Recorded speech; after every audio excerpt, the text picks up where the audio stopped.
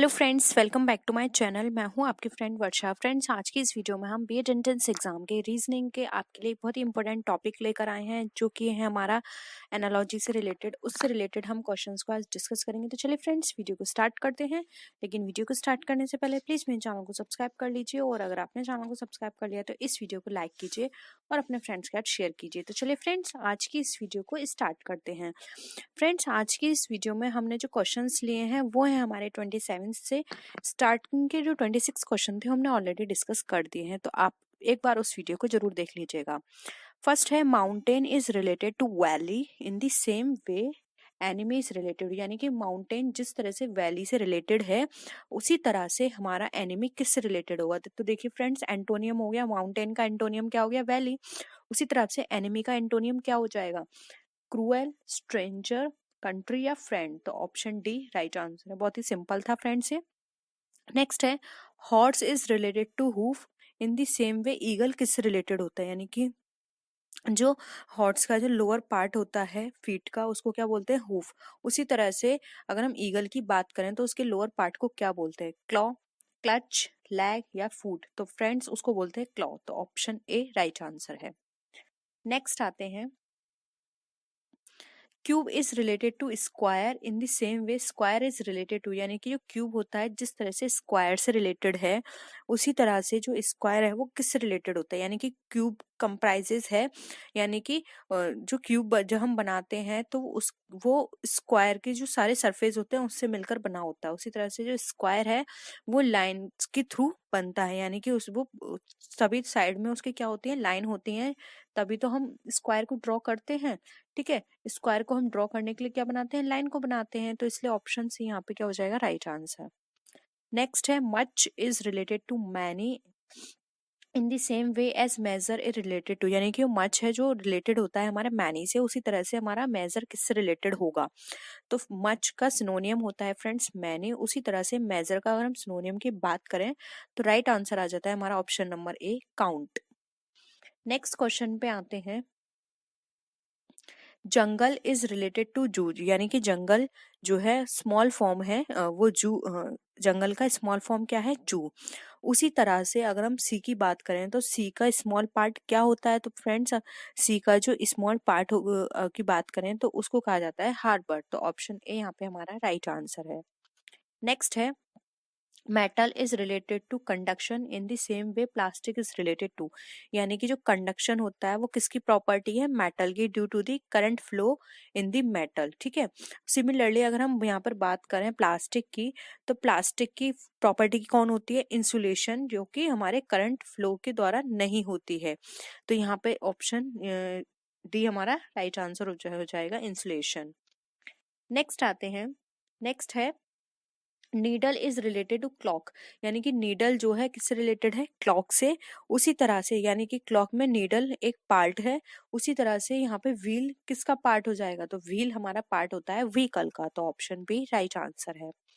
Next है, claw is related to which of the following in the same way as fly is related to parrot. यानी कि parrot को उड़ने के लिए जिस तरह फ्लाई की जरूरत होती है, फ्लाई के थ्रू वो उड़ता है पैरट, उसी तरह से यहाँ पर हम बात करें क्लॉज की तो वो किसके लिए, तो क्रॉस होता है हमारा क्रोकोडाइल के लिए। तो ऑप्शन डी यहाँ पे हमारा क्या हो जाएगा, राइट आंसर। फ्रेंड्स, ये थोड़े हार्ड है, लेकिन आपके एग्जाम में इतने हार्ड नहीं आएंगे, हम सिर्फ प्रैक्टिस के पर्पज से इनको कर रहे हैं। Liberty is related to slavery in the same way danger is related to. यानी कि जो लिबर्टी होती है हमारी किससे रिलेटेड है, अपोजिट है स्लेवरी से। उसी तरह से डेंजर हमारा, अगर बात करें डेंजर के अपोजिट की तो क्या होगा, तो फ्रेंड डेंजर का जो अपोजिट होगा वो हमारा माना जाएगा सेफ्टी। ऑप्शन ए यहाँ पे क्या हो जाएगा, राइट आंसर। नेक्स्ट है, blood is related to vein in the same way oil is related to. यानी कि ब्लड हमारा किस में बहता है, वेन में बहता है हमारा। उसी तरह ऑयल का फ्लो कहाँ होता है, वो होता है हमारा पाइपलाइन में। तो ऑप्शन सी राइट आंसर है। नेक्स्ट है, success is to failure as big to. यानी कि सक्सेस का अपोजिट क्या है, फेलर। बिग का अपोजिट क्या होगा, स्मॉल। तो ऑप्शन सी राइट आंसर है। बहुत ही सिंपल था फ्रेंड्स ये। नेक्स्ट क्वेश्चन पे आते हैं। फ्रेंड्स, नेक्स्ट क्वेश्चन में यहाँ पे हमें बोला गया है कि पेन इज टू पेंसिल, उसी तरह से हॉकी इज टू। यानी कि पेन पेंसिल दोनों आर्टिकल किसके काम आते हैं?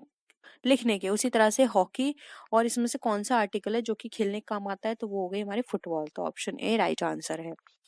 Toll is related to dwarf, यानी कि जो टॉल है अपोजिट है ड्वार्फ का, उसी तरह से क्रूअल किसके अपोजिट हो जाएगा?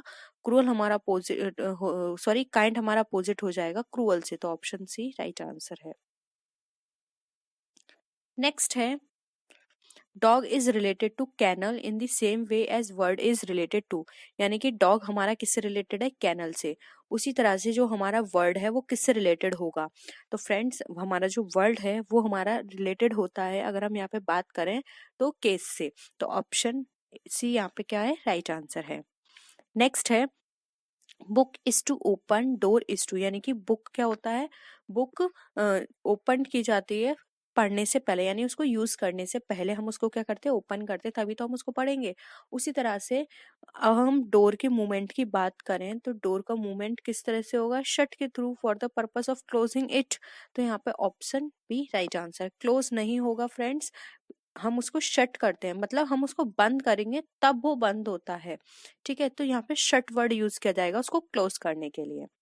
नेक्स्ट है usual is to common as light is to, यानी कि यूजुअल का मतलब जिस तरह से कॉमन से है उसी तरह से लाइट का मतलब किससे होता है? तो फ्रेंड्स अगर हम सिमिलरली लाइट की बात करें तो इसका मतलब होता है क्लोज से। तो ऑप्शन डी राइट आंसर है। नेक्स्ट आते हैं pardon is to penalty as definitely is to, यानी कि पार्डन का मतलब पेनल्टी से है। ठीक है, जब हम पार्डन क्या होता है? अपोजिट है एक दूसरे के, पार्डन और पेनल्टी। उसी तरह से डेफिनेटली किससे अपोजिट होगा? अगर हम इन ऑप्शंस की बात करें तो डेफिनेटली हमारा अपोजिट होगा प्रोबेबली से। तो ऑप्शन बी राइट आंसर है। नेक्स्ट है uneasy is to quiet as fit is to, यानी कि अनईजी जिस तरह से रिलेटेड है हमारा क्वाइट से, यानी कि दोनों क्या हो गए? यहाँ पे अपोजिट हो गए। उसी तरह से फिट हमारा किससे रिलेटेड हो जाएगा? फिट होम हमारा रिलेटेड हो जाएगा अनफिट से। तो ऑप्शन डी क्या है? राइट आंसर है। नेक्स्ट है trap is to net and trade is to, यानी कि ट्रैप जो है हमारा नेट से रिलेटेड है, सेम उसी तरह से हमारा ट्रेड किससे रिलेटेड होगा? तो फ्रेंड यहाँ पर अगर हम बात करें ट्रैप की तो यहाँ पर देखिए फ्रेंड्स, जो ट्रैप है नेट, अगर हम नेट जरूरी है हमारा किसके लिए? जब हम किसी चीज को ट्रैप करते हैं, पकड़ते हैं, तो नेट की जरूरत होती है। उसी तरह से ट्रेड करने के लिए हमें किसकी जरूरत होगी? तो फ्रेंड ट्रेड करने के लिए हमें जरूरत होती है मनी की। तो ऑप्शन बी राइट आंसर है। नेक्स्ट आते हैं foot is related to shoe in the same way as neck is related to, यानी कि फुट के लिए हमें शू की जरूरत होती है, उसी तरह से नेक के लिए हमें किसकी जरूरत होगी? ऑर्नामेंट, नेकलेस, कट या ब्यूटी। तो फ्रेंड्स नेक के लिए हम यहाँ पर बात करें तो जरूरत होगी हमें नेकलेस की। तो ऑप्शन भी राइट आंसर है। ऑर्नामेंट नहीं आएगा क्योंकि फ्रेंड्स हम पूरी बॉडी पे कहीं भी कोई भी ज्वेलरी वेयर करें वो हमारी ऑर्नामेंट में आती है, लेकिन नेकलेस सिर्फ हम नेक में वेयर करते हैं, इसलिए यहाँ पे ऑप्शन भी राइट आंसर होगा। नेक्स्ट है metal is related to sculpture in the same way as canvas is related to, यानी कि जो मेटल है वो स्कल्पटर किस पे वर्क करता है? मेटल पे। सेम उसी तरह से हमारा कैनवास पे कौन वर्क करेगा? पेंटर। तो ऑप्शन ए राइट आंसर है।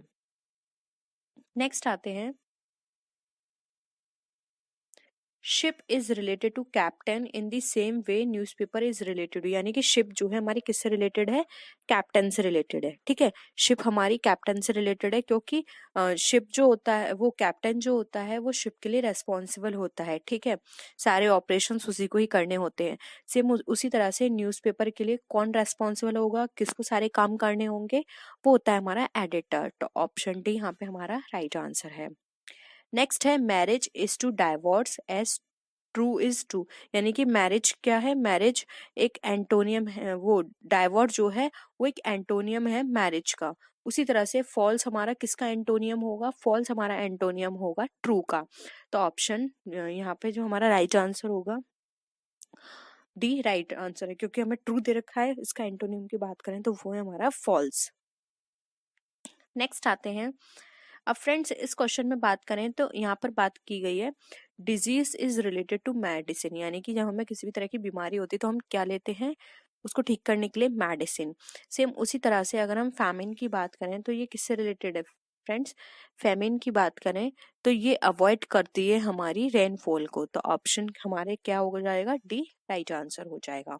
तो फ्रेंड्स ये थे हमारे आज के क्वेश्चंस। आई होप आपको वीडियो पसंद आया होगा। वीडियो पसंद आया तो वीडियो को लाइक कीजिए, अपने फ्रेंड्स के साथ शेयर कीजिए, और किसी भी तरह की कोई भी क्वेरी हो तो आप नीचे कमेंट सेक्शन में लिख सकते हैं, और किसी भी तरह का आपका डाउट हो तो आप नीचे कमेंट सेक्शन में जरूर बताएगा, हम कोशिश करेंगे उसको जल्द से जल्द पूरा करने की।